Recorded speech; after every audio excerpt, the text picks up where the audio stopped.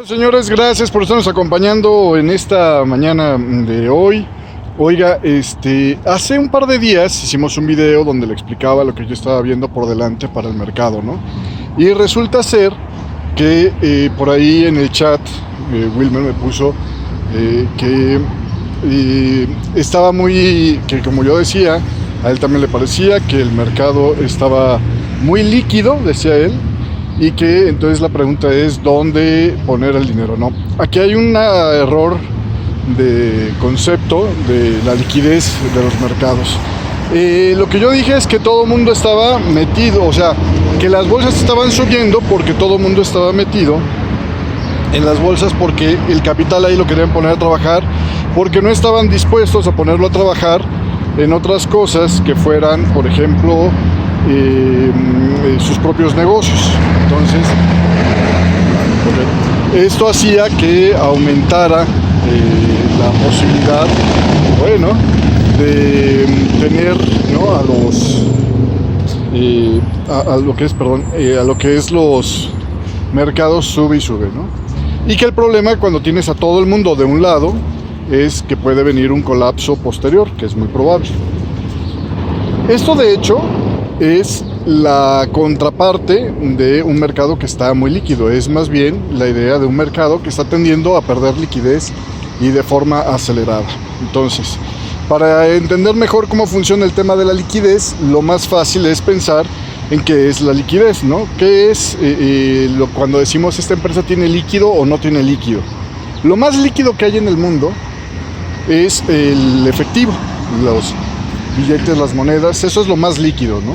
Lo que en la masa monetaria compone la mayor parte de lo que se llama la masa monetaria 1, que es la forma más líquida de dinero.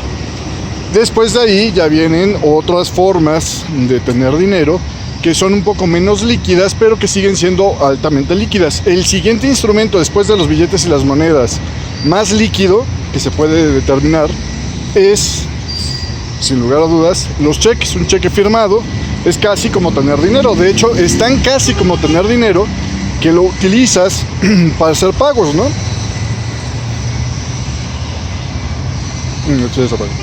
Lo utilizas para pagarle a tus proveedores, lo utilizas para pagar cosas donde a lo mejor es una cantidad de dinero que no llevarías en efectivo.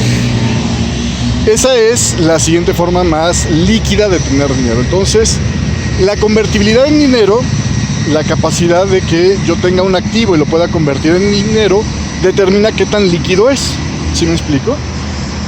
Por ejemplo, cuando yo hablo de una empresa que no tiene liquidez, es una empresa que a lo mejor sí tiene activos de valor, o sea, sí tiene cosas que valen y que sí tiene riqueza, vamos a decirlo así, o sí tiene de alguna manera un valor monetario, pero que no lo puede traducir tan rápidamente en dinero. Por ejemplo, imagínate una farmacia que vende o un almacén que tiene miles de dosis de la vacuna del COVID tan ansiada.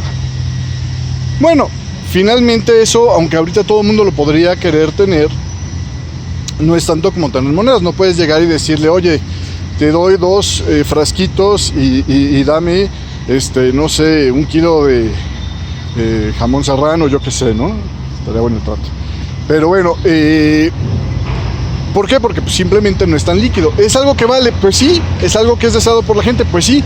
Pero no le puedes pagar a tus empleados con frasquitos de vacunas, ¿sí me explico? O una zapatería que tiene un montón de zapatos. Pues los zapatos normalmente todo el mundo los quiere y normalmente son fácil de vender, o es algo que relativamente se vende bien, pero no le puedes pagar con 3 pares de zapatos la semana a un empleado, ¿sí me explico?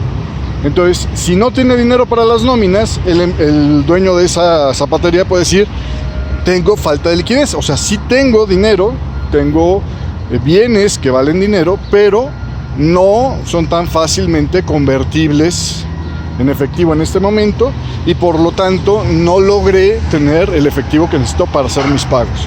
Esa es mayormente la historia que hemos vivido, sobre todo al principio de la pandemia, cuando pensábamos que iba a ser mucho más rápida, y entonces lo que se quería evitar era una crisis de liquidez, y los gobiernos lo que hicieron fue bajar las tasas para que pudiera haber muchos préstamos sin mayor riesgo, ¿no? Sin mayor inconveniente. Tanto la parte necesitada de liquidez podía pedir préstamos, como los bancos, pues al tener mayor financiamiento podían ellos también emitir esos préstamos sin mayor problema. Y como las tasas de interés eran bajas, pues realmente no había un gran riesgo en tomar esa liquidez.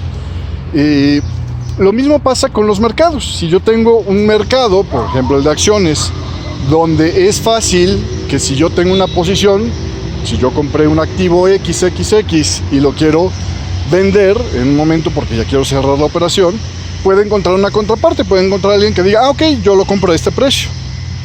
Eso es un mercado líquido.